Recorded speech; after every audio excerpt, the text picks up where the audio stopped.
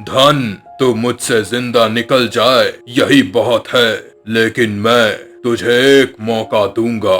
लेकिन अगर एक भी गलत हुई तो तेरी खोपड़ी मेरे गले का हार बनेगी। सुन ब्राह्मण, पहली पहेली ये है, मैं वो हूँ जो दिन में छिपता हूँ, रात में दिखता हूँ। मैं ना जलता हूँ ना बुझता हूँ, फिर भी रोशनी देता हूँ। बोल मैं क्या हूँ? ब्राह्मण का भाग्य और राक्षस। कहानी की शुरुआत होती है। माधव अपने गांव में एक पेड़ के नीचे छाव में कुछ बातें कर रहा होता है। हे भगवान, आगे सब ठीक चल रहा था। कितना अच्छा मैं अकेले ही इस पूरे गांव में पूजा करवाता था, लेकिन आज कुछ ठीक नहीं है। मेरी मदद करो भगवान।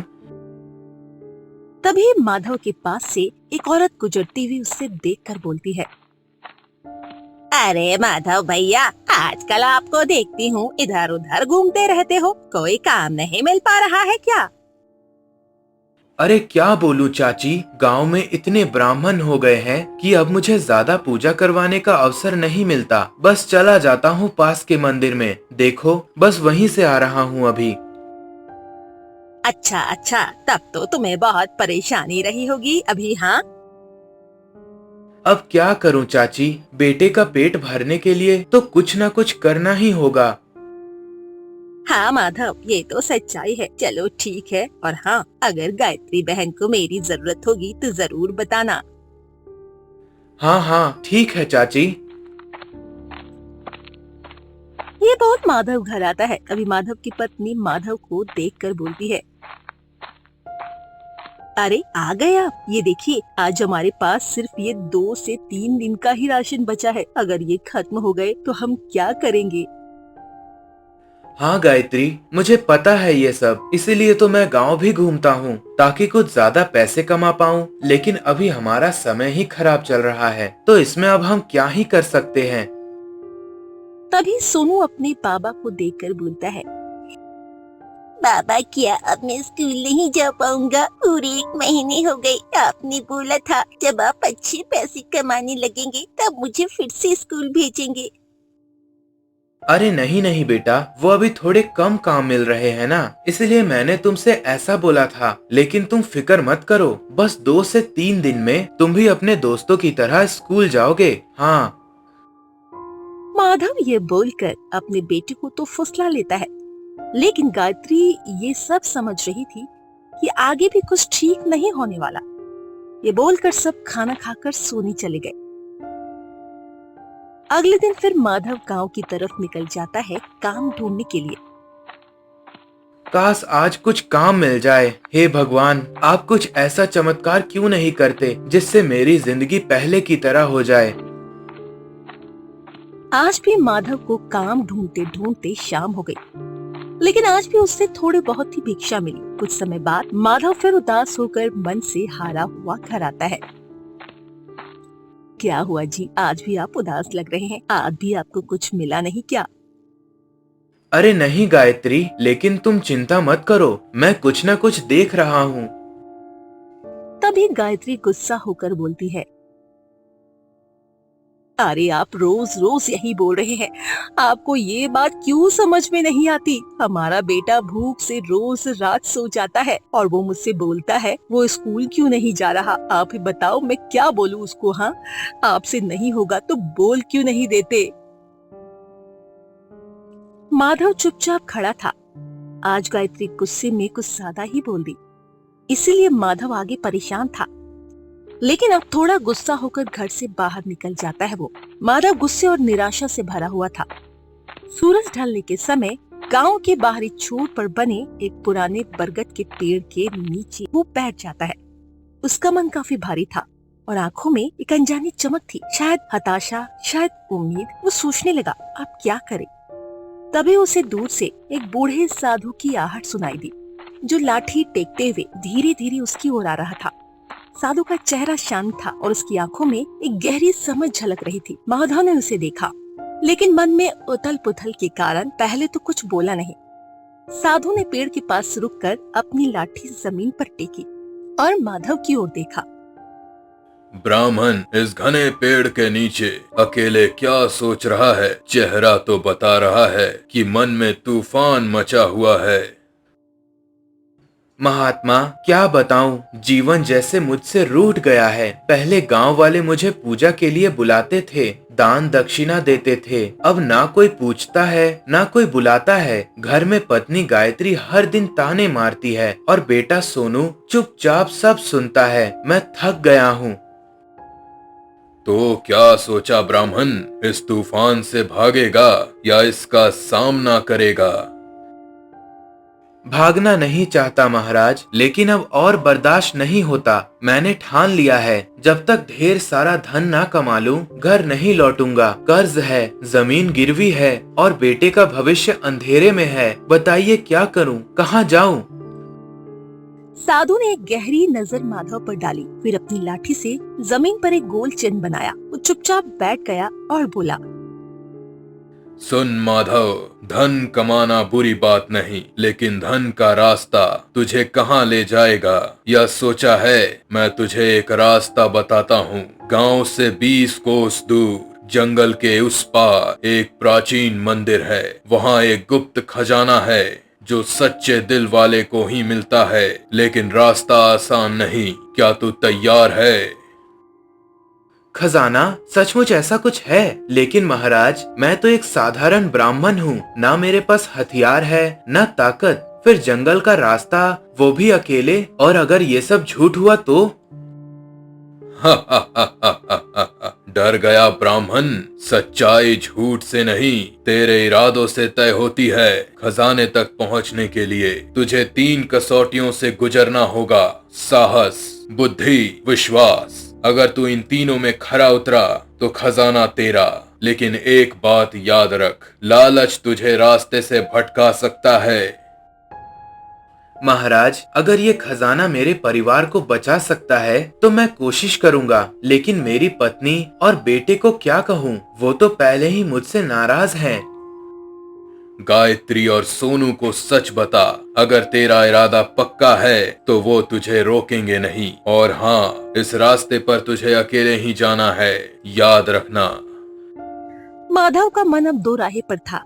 एक तरफ घर की जिम्मेदारियां थी, दूसरी तरफ एक अनजान रास्ता जिसका अंत या तो उसकी तकदीर बदल सकता था या उसे और गहरे गड्ढे में धकेल सकता था।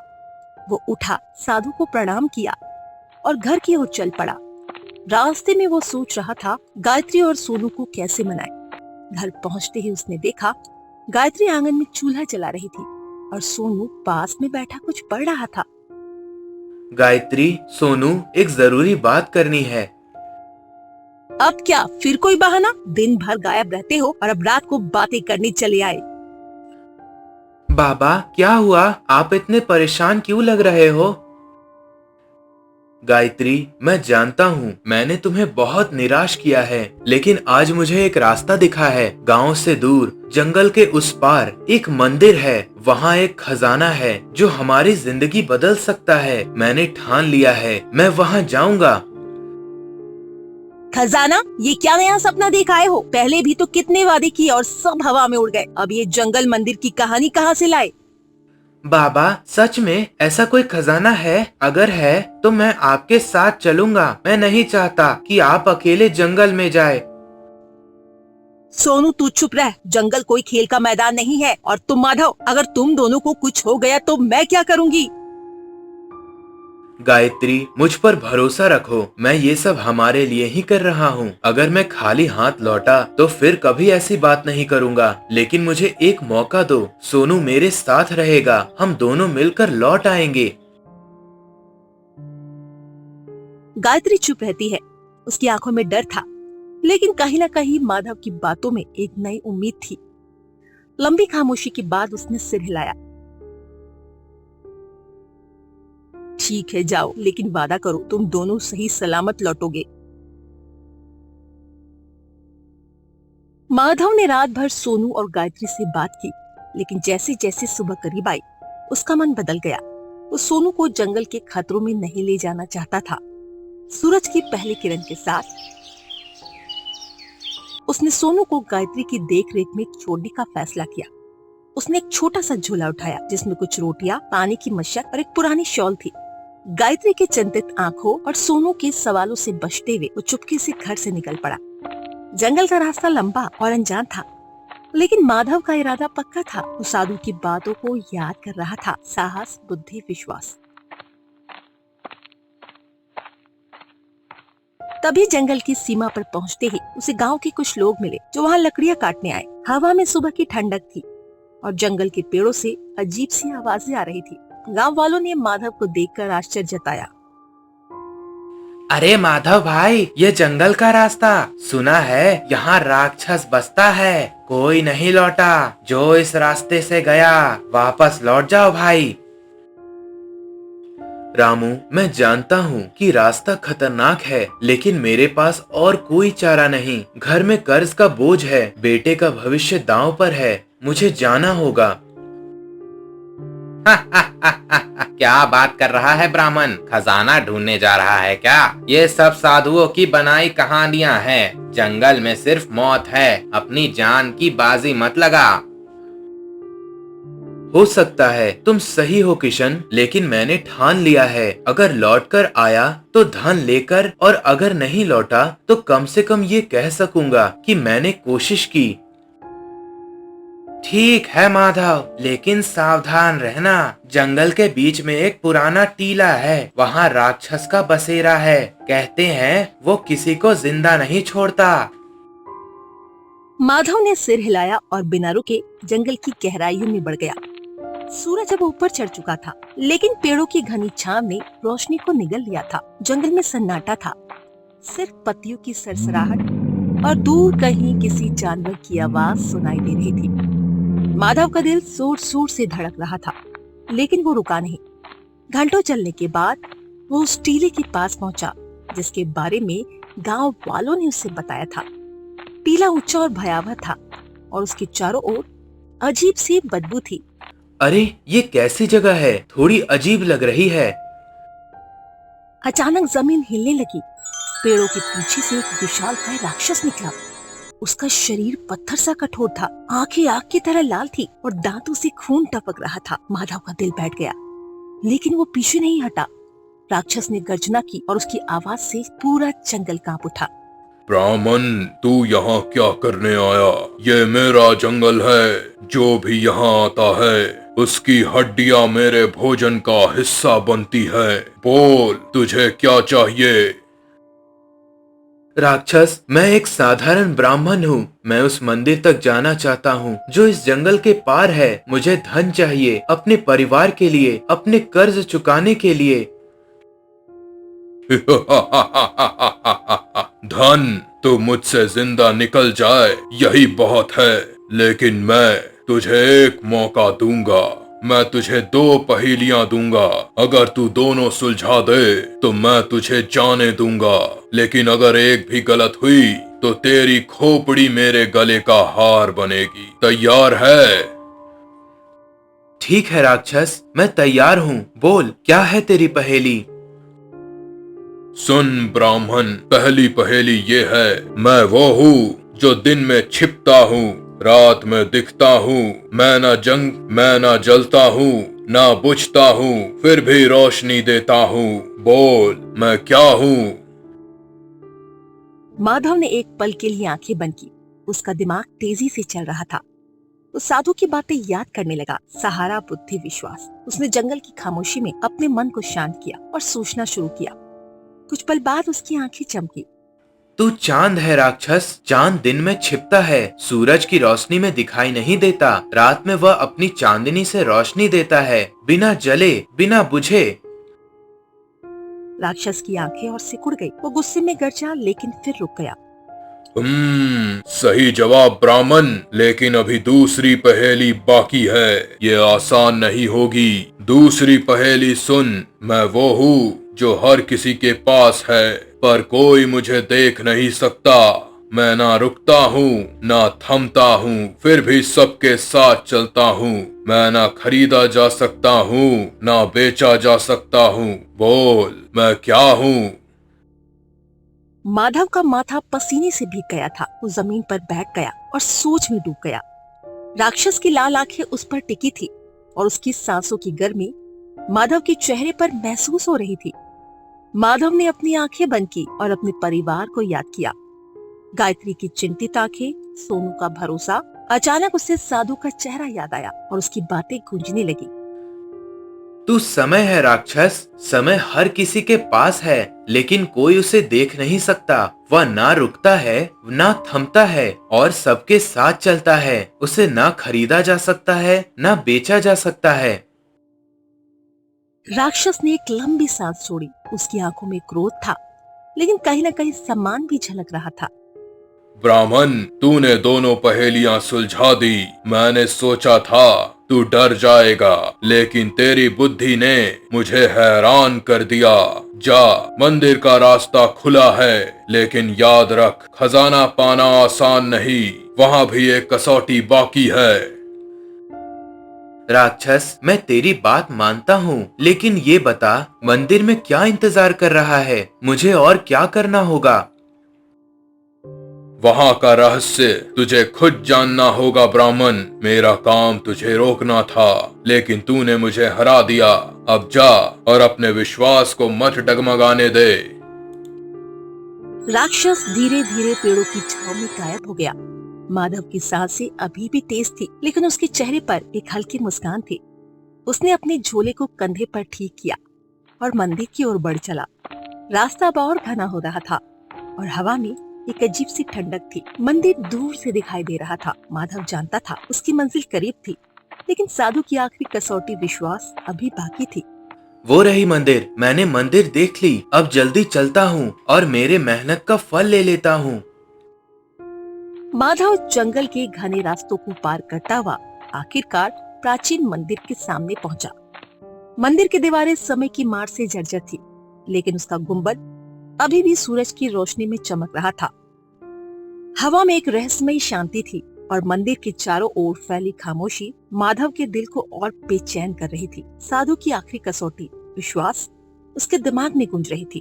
वो मंदिर के खुले द्वार की ओर बढ़ा, लेकिन अंदर कदम रखते ही उसे एक ठंडी हवा का झोंका महसूस हुआ। मंदिर के गर्भगृह में एक पुराना संदूक था, जिसके ऊपर एक चमकदार ताला लगा था। संदूक के पास एक पत्थर का शिलालेख था, जिस पर कुछ लिखा था। माधव ने उसे पढ़ा। सच्चा धन वही है जो दूसरे के लिए छोड़ जाए। विश्वास चुनो, लालच नहीं। माधव का मन उलझन में पड़ गया। वो खजाने की तलाश में यहाँ तक आया था, लेकिन शिलालेख की बातें उसे सोचने पर मजबूर कर रही थी। तभी गर्भगृह में एक हल्की रोशनी चमकी और साधु की आकृति फिर से प्रकट हुई, लेकिन इस बार वो हवा में तैरती सी लग रही थी। महाराज, मैं अपने परिवार के लिए यहाँ आया हूँ। कर्ज, गरीबी और मेरे बेटे का भविष्य, ये सब मुझे यहाँ खींच लाया। लेकिन ये शिलालेख, ये क्या कह रहा है? क्या ये धन मेरे लिए नहीं है?